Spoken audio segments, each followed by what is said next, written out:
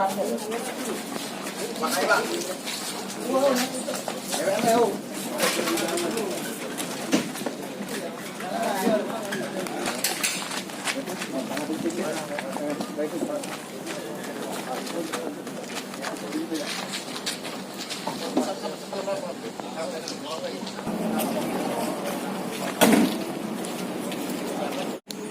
ini masih keluarga kita, Pak.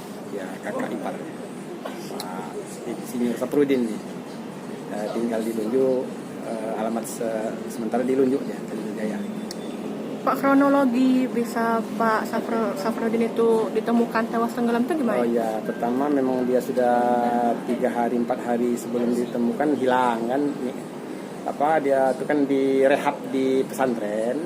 Jadi dia itu direhab itu ya mungkin sudah 3 hari sudah direhab itu dia kondisi sudah mau dijemput anaknya tadi. Rupanya dia ini sudah kabur tadi ya, dicarilah kemana dia pulangnya, dicari nggak ketemu. Rupanya sudah dicari nggak ketemu beberapa hari ini.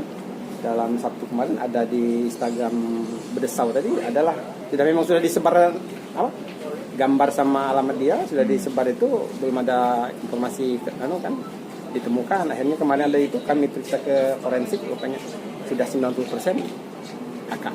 Bapak bisa mengenali almarhumnya dari mana? Dari kepalanya sudah dibotakan dari dia. Ciri-cirinya memang badan tuh gempal sekitar 80-an.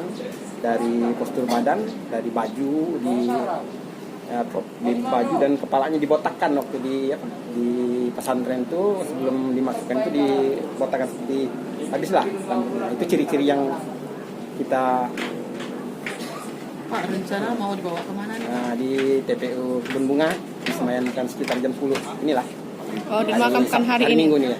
Itu rencana rehab apa dalam pesantren? Dia rehab untuk dia itu kan sakit stroke ringan, kena kurang ada terganggu sarafnya, jadi mau diobatin, mau dilatih lah itu, mau itu supaya dia itu sehat kan. Kalau ibadahnya bagus, 5 waktu nggak tinggal supaya dia itu ada kemajuan gitu. Nama kita siapa, Pak? Anaknya yang 2 ini yang bawanya supaya dia itu ya, namanya saya ayah kan.